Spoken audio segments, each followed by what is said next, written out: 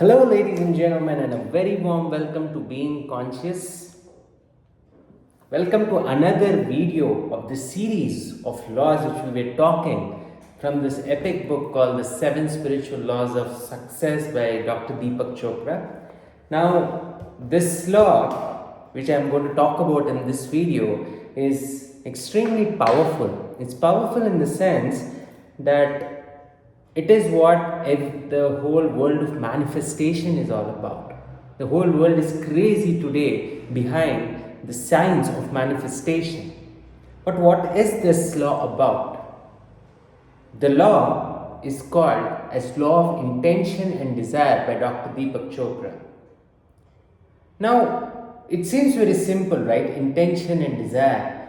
But towards the end of the video, you will realize how much of depth is there in these two words. Now, if you think about it, anything in our reality which is created is basically a series of cause and effects happening. Now, if I want to move my arm, if I want to lift my arm, there is an electrical impulse which my brain creates, and that sends a message to that particular muscle responsible for lifting the arm. Though it's a simple act or a gesture, but there is a sophisticated mechanism involved in it. The reason I gave you this example is because Deepak at the very outset of this law says that there is nothing mystical of the law of intention and desire. It is always operating. The only thing is, most of us don't realize it, and most of us are using it unconsciously, while we are supposed to use it consciously. Now, let's talk about this entire idea of manifestation. There is a lot of granularity in it, and it's not as simple as it is presented it to be, as the world of manifestation presents it to be. Now, firstly, let's start with the intention. Going back to the example which I just gave a few seconds back of lifting my hand, that was an intention. I had a particular intention to lift my arm. Now, that you could call that an intention or a desire, but there was a particular reason why I lifted that. Maybe I lifted that to hit someone. Maybe I lifted that to operate on someone. I was carrying out a surgery. Now, the purpose behind that intention might be different for different people, but essentially, intention is nothing but an act of an action for a particular purpose. And Deepak says there's something very beautiful when he says that intention, the whole universe, right, the self and the universe, he talks about every human being having two bodies. One is the body in which we are living. That is probably the sense of our identity, the body which we have, and there's an extended body. All of us have an extended body, and that extended body is what Deepak calls as the universe. And interestingly, there is nothing which is impossible for that universal consciousness. Remember the law of pure potentiality, wherein we saw that everything we want in our life exists in those cosmos, exists as a possibility, as a probability. It is, you can think of it as radio stations. Like if you have ever used a radio station, I know most of you would have. If you tune in into a certain frequency, you will be able to hear music produced in that particular channel. Now, the fun fact is that we might have the best goals, the loftiest goals, and who doesn't like to achieve goals? Who doesn't like to have lofty ambitions and desires? But the reason why very few people achieve those goals and ambitions is because there is something which 99% of the population fail to acknowledge, or they don't probably get it. So what is that something? What is that mystical element which a lot of people miss to acknowledge? Is the focus of this video. As I said, Deepak talks about the extended body as the universe. I really love his idea of equating every human being as an infinite possibility. Because if you think about it, everyone is so much conditioned by limitations. We always have certain limitations, certain roadblocks so deeply embedded in our psyche which we are constantly tormented by, that we don't even have the basic amount of confidence to take even the most slightest of actions. There's a quote which I'm reminded of in this context which says, "The simplest of actions are better than the noblest of intentions." You might have the intention of becoming the best in the world, but if you're not acting, that means somewhere down the line you are questioning your ability. Somewhere there is some kind of an questionability towards your own potential. Now let's talk about this particular law and absolute focus in terms of what Deepak is trying to say. So what he is basically suggesting here is that anything you want in your life is basically a product of intention. Now he is making a distinction between intention and desire. There's a difference between that. Intention is a desire or a particular desire for an outcome without the attachment to the results, whereas desire is basically the fruition or the fructification of your dreams with an excessive attachment to the result. Now let us give an example to better understand this. Now I might have an intention to top an exam, but I know I'm not obsessed about it.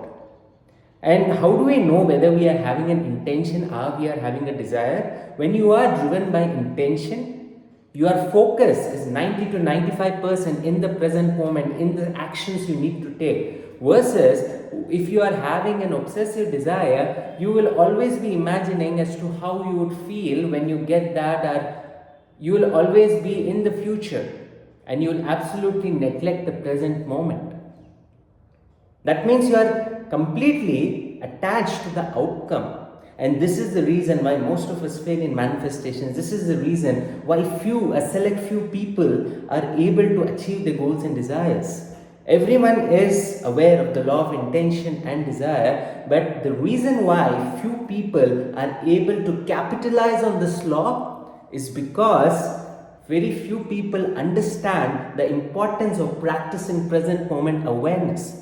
And the moment you start focusing on your present actions, you are unconsciously or consciously capitalizing or tapping into the infinite potency of this law.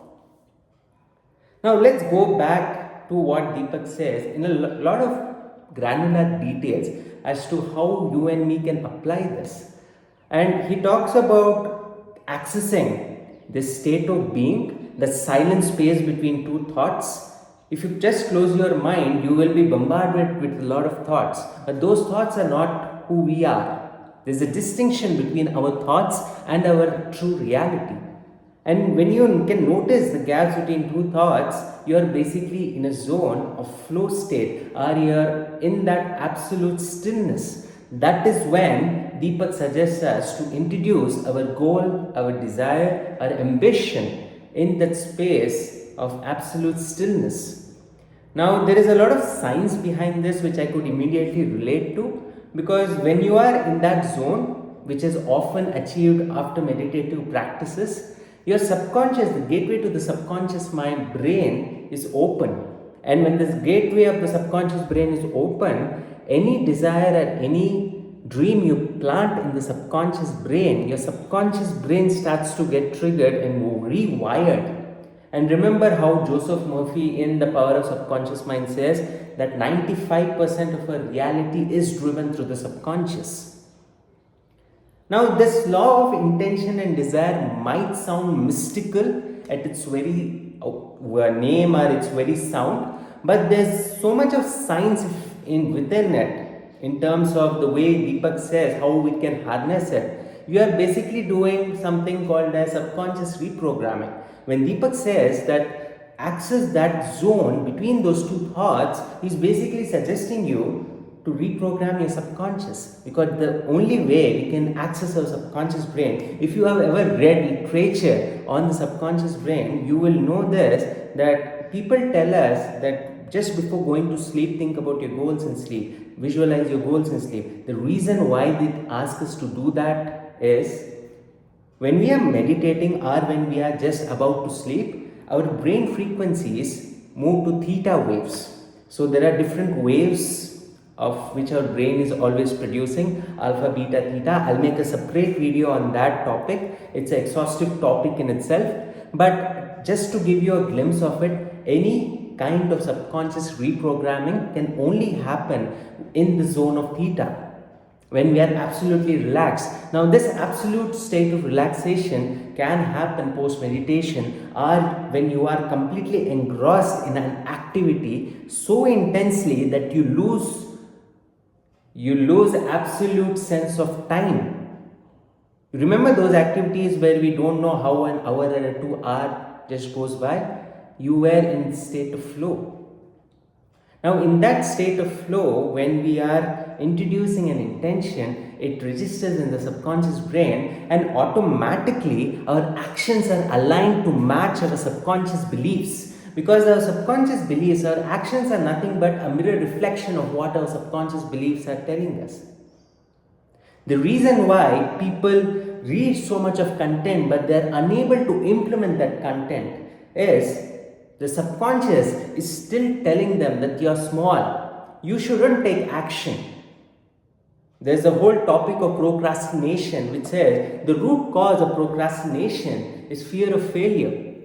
Deep down, somewhere, we feel that we are going to fail in this activity, and hence we never take action because we want to avoid that feeling of rejection. We are scared of rejection, and because of that fear, we postpone our activities, we postpone those actions, those important pursuits are always postponed. Because now we don't want to feel comfortable, we don't want to feel uncomfortable on that front.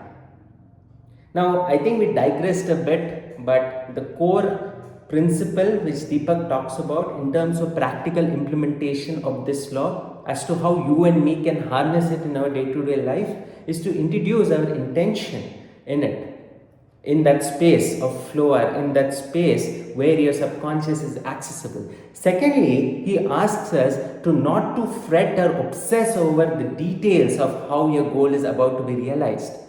Now, this is something which most of us fail in. If you look at nature, the way nature operates, you plant a seed and you water it, you give it the right atmosphere, but you don't go there and keep digging to see if there is a sprout or if there is an outcome. You know that when the time is right, when the season is right, your crop will fructify or will grow in its full potency. This is as simple as that. Most of us, we are so obsessed with the results that we forget that time is essential in our manifestations. Maybe the season is not right. Maybe the time of your wishes to come true is not right. And when there is a delay, that means that universe is preparing you for something big. Because remember one thing, there's this beautiful video I was listening to, which really sort of harnessed and spoke about the importance of having patience. If you think about laborers class, right, the people who are working in construction sites, now this is in no way to denigrate the work they do, because if they didn't do the work they did, we would probably not even have houses. But I want to drive an important point, hence this example. The laborers, they typically receive their cash every day, right, based on the work they do. So suppose I'm a laborer and I work for 6 to 8 hours in a day, I am paid for that day.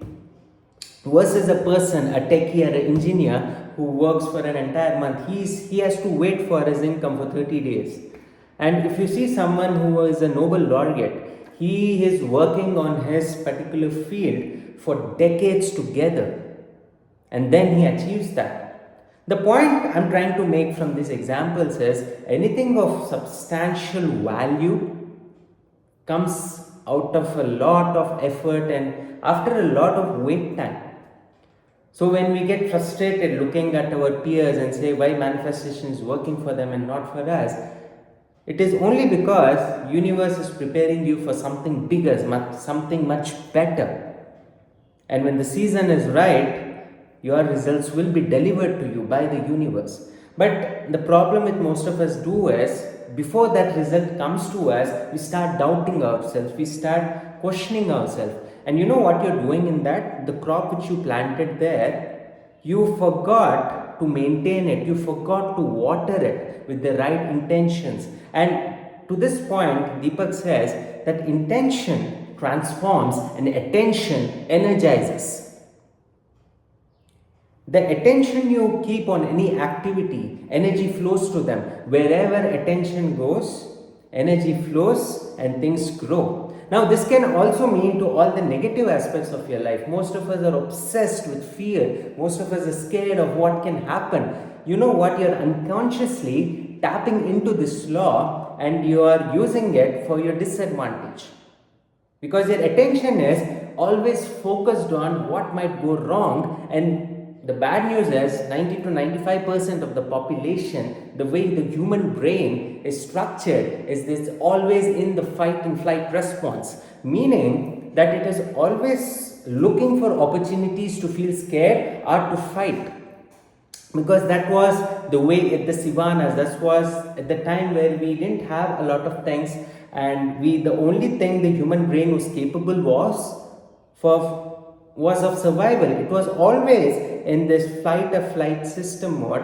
But most of us, even though we are living in urbanized societies, we haven't evolved, because that's the primitive way the human brain works. The limbic system, which is also known as a reptilian brain, is triggered, is naturally channeled and naturally programmed to live in that fight and flight response. But to be human is to transcend that animalistic instinct of fight and flight.